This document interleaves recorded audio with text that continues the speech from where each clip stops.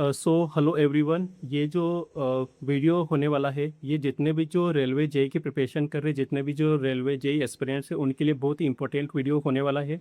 क्योंकि इसमें मैंने किस तरह से सीबीटी 2 की प्रिपरेशन की थी, कैसे मैंने क्वालिफाई किया, वो सब मैं इसमें आपको डिटेल में बताऊंगा। क्योंकि जब मेरा सीबीटी 1 क्लियर हुआ था और जब मैं सीबीटी 2 के लिए जा रहा था, तो सबसे बड़ा जो है कन्फ्यूज़न था वो ये था कि मुझे कौन सी बुक लिस्ट फॉलो करना चाहिए, मुझे कोचिंग ज्वाइन करना चाहिए या फिर सेल्फ स्टडी करना चाहिए। तो मैं आपको बताना चाहूँगा कि मैंने कभी कोचिंग ज्वाइन नहीं किया है, मैंने सेल्फ स्टडी किया था। हाँ, मैंने लाइब्रेरी ज्वाइन की थी। मैं लाइब्रेरी में आई थिंक 8 to 10 आवर्स में डेली स्टडी करता था। बट वहाँ पर एक सबसे बड़ा जो पॉइंट ये निकल के आता है कि अगर आपको कोचिंग ज्वाइन नहीं करते हो और आप अगर सेल्फ स्टडी करते हो, तो आपको कौन सी बुक्स आपको पढ़ना चाहिए। क्योंकि सबसे बड़ा जो इम्पोर्टेंस जो जो इसमें होता है, सबसे बड़ा जो रोल प्ले करता है, वो होता है आपका बुक लिस्ट। ठीक है, तो आपका जो बुक लिस्ट है वो अगर आपको पता है कि कौन सी बुक आपको पढ़ना है, कि इससे ज़्यादा आपको पढ़ने की ज़रूरत ना हो, ठीक है, तो ऐसे में आपको स्टैंडर्ड बुक्स के बारे में इस वीडियो में बताने वाला हूँ। ठीक है, तो आप लास्ट तक इस वीडियो में बने रहें। सबसे पहले बात करेंगे सीबीटी 2 जो होता है रेलवे का, आई मीन आरआरबी जेई का। उसमें सीबीटी 2 में एक्चुअल में उसको हम दो पार्ट में डिवाइड करेंगे। एक होगा नॉन टेक और एक होगा टेक्निकल। जैसा कि 150 मार्क्स का टोटल क्वेश्चन पेपर होता है, तो 100 मार्क्स का आपका टेक्निकल हो गया, जिसमें 100 क्वेश्चन पूछे जाएंगे। और जो सेकेंड पार्ट है जो कि 50 मार्क्स का होने वाला है, जो कि नॉन टेक पार्ट आएगा। तो सबसे पहले हम डिस्कस करेंगे नॉन टेक पार्ट के बारे में, कि आपको नॉन टेक्निकल जो पार्ट है उसमें कितने सब्जेक्ट पढ़ना है और वो कहाँ से पढ़ना है। तो सबसे पहले हम शुरुआत करेंगे जनरल अवेयरनेस से, कि जो जनरल अवेयरनेस वाला जो पार्ट है वो आपको कहाँ से कवर करना है। एक्चुअली जनरल जो अवेयरनेस है उसमें आपको दो पार्ट कवर करना है। पहला जनरल नॉलेज और दूसरा आपका करंट अफेयर। ठीक है, तो जनरल नॉलेज के लिए जैसे सबको पता है कि Lucent is one of the best book, उससे अच्छी कोई बुक आती नहीं है।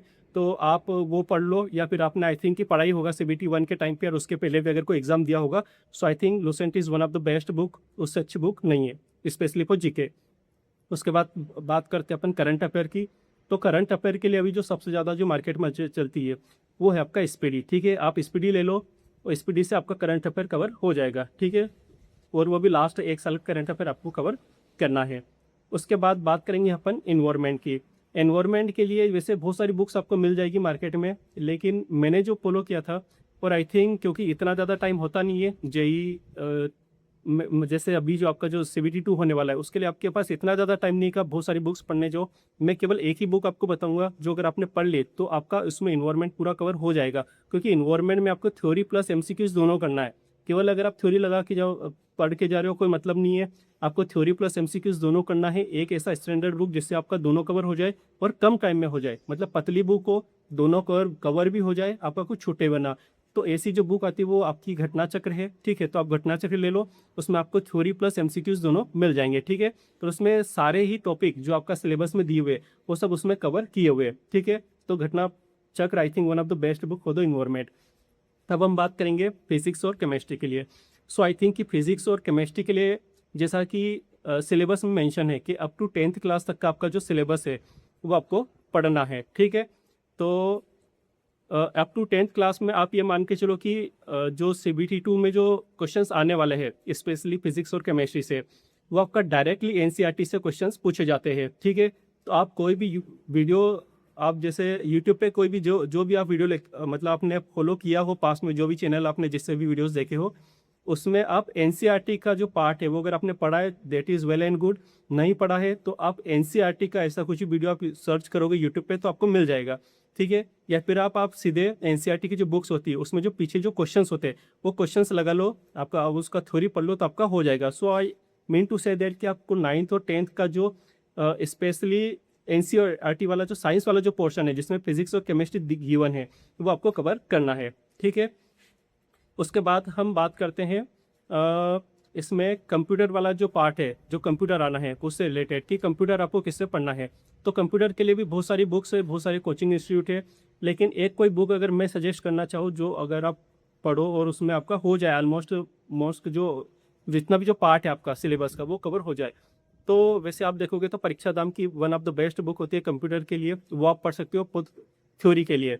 और एमसीक्यू के लिए भी, जिसमें ज़्यादा से ज़्यादा एमसीक्यूज़ हो, जैसा कि यूथ कंपटीशन टाइम्स जो होती है वो आप बुक प्रेफर कर सकते हो, क्योंकि उसमें भी मोस्टली बहुत सारे आपको एमसीक्यूज़ मिल जाएंगे, वो आप लगा सकते हो। ठीक है, तो ये आपका हो गया जनरल अवेयरनेस।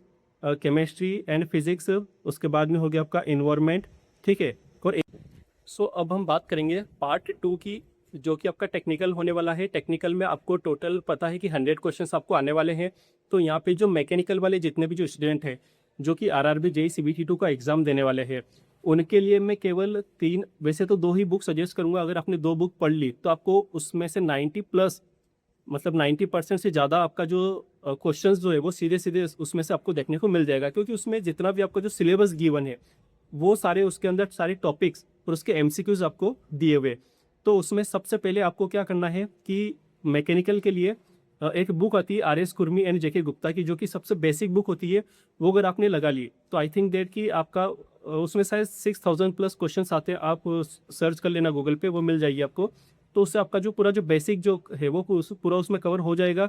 वो जितने भी जो एसएससी की तैयारी कर रहे हो, चाहे आप जेई की तैयारी कर रहे हो, रेलवे की, या फिर किसी भी एग्जाम की तैयारी कर रहे हो, R S Kurmi and JK Gupta is one of the best book for the basic knowledge. और उसी में से मोस्टली क्वेश्चंस आते हैं, ठीक है। उसके बाद सेकेंड जो मैं बुक की बात करने वाला हूँ वो करने वाला हूँ, जैसे अब आपको, क्योंकि आपका जो बेसिक बुक तो हो गई, अब आपको एमसीक्यूज लगाना है जो कि प्रीवियस ईयर के पेपर्स होते हैं। तो उसके लिए one of the best book है आपके लिए यूथ कंपटीशन टाइम्स। तो आप यूथ कंपटीशन टाइम को फॉलो कर सकते हो। उसके आई थिंक जब मैंने क्वेश्चंस लगाए थे उस टाइम पे 4300 के अराउंड में क्वेश्चंस उसमें गिवन थे। और उस टाइम के भी जो हमने जो पेपर दिए हैं वो भी अब एड हो करके शायद नया एडिशन आ रहा है, नहीं मुझे उसका आइडिया नहीं है, आप चेक कर लेना गूगल पे। बट अगर नया एडिशन आ रहा हो सो देट इज़ गुड। और अगर नहीं भी आ रहा हो तो आप वो वाली बुक आप प्रिपेयर कर सकते हो, that is one of the best book, ठीक है, फॉर द टेक्निकल पार्ट। इसके अलावा अगर आप एडिशनली और कुछ अगर पढ़ना चाहते हो तो यूथ कंपटीशन की ही 2 और बुक आती है, मतलब वॉल्यूम 1 वॉल्यूम 2 आती है मैकेनिकल के लिए।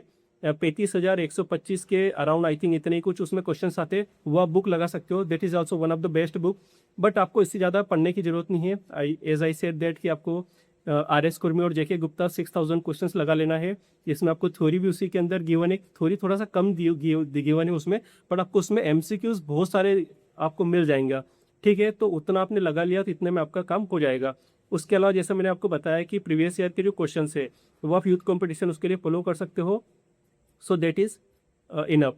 उसके अलावा अगर हम बात करें, जैसा कि आपका पार्ट 1 हो गया, पार्ट 2 हो गया, उसके बाद आपको अब टेस्ट लगाना है। टेस्ट के लिए जैसे सबको पता है कि टेस्ट बुक जो है वो सबसे बेस्ट ऑप्शन है अभी के लिए। और अगर आपके टेस्ट बुक में बहुत ज़्यादा नंबर अभी अगर नहीं भी आ रहे हो तो आपको कहीं भी ऐसा चिंता करने की या डरने की बात नहीं है कि यार मेरे इतना कम नंबर आ रहा है तो होगा नहीं होगा। क्योंकि क्या होता है कि जब आप टेस्ट लगाते हो तो टेस्ट में जो लेवल होता है वो थोड़ा हाई लेवल ही सेट किया जाता है, ठीक है। बट इतना हाई लेवल का पेपर एक्चुअल में आता नहीं है। अगर आपका टेक्स्ट बुक में अगर आप टेस्ट लगा रहे हो और आपका अगर 70 के अराउंड में मार्क्स आ रहे तो आप +5 करके ही चलो कि इतना आपका ज़्यादा ही मार्क्स आएगा, उससे कम नहीं आएगा, ठीक है। सो आई होप दैट कि आपको अब क्लियर हुआ होगा कि आपको कौन कौन सा बुक पढ़ना है। जैसा कि मैंने कहा कि आपको कोचिंग की बिल्कुल भी, अगर आपको थोड़ा भी, अगर आपने इंजीनियरिंग के टाइम पे अच्छे से पढ़ा है, थोड़ा भी अगर उन सब्जेक्ट के बारे में आइडिया है, तो कोचिंग की नॉर्मली वैसे रिक्वायरमेंट होती नहीं है।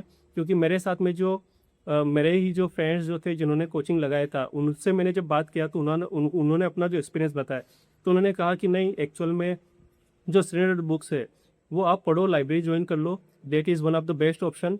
और उससे आपका हो जाएगा, ऐसा जरूरी नहीं है कि आप कोचिंग क्लास जाओगे तभी होगा, ठीक है। तो आई होप दैट कि आपको हमारा ये जो वीडियो लेक्चर है ये पसंद आया होगा। अगर आया हो तो हमारा जो चैनल है उसको लाइक शेयर और सब्सक्राइब कर लीजिए, और आपके जितने भी जो फ्रेंड्स हैं उनके साथ भी शेयर कर लीजिए। और बेल आइकन का जो बटन है वो भी प्रेस कर दीजिए, सो दैट कि और भी मैं इसकी जो स्ट्रेटेजीज है, आपको कौन कौन से सब्जेक्ट आपको इसमें कवर करना है, जिस पे आपको मेन फोकस होना चाहिए, वो सब भी अगले वीडियो में आप लेकर के आने वाला हूँ।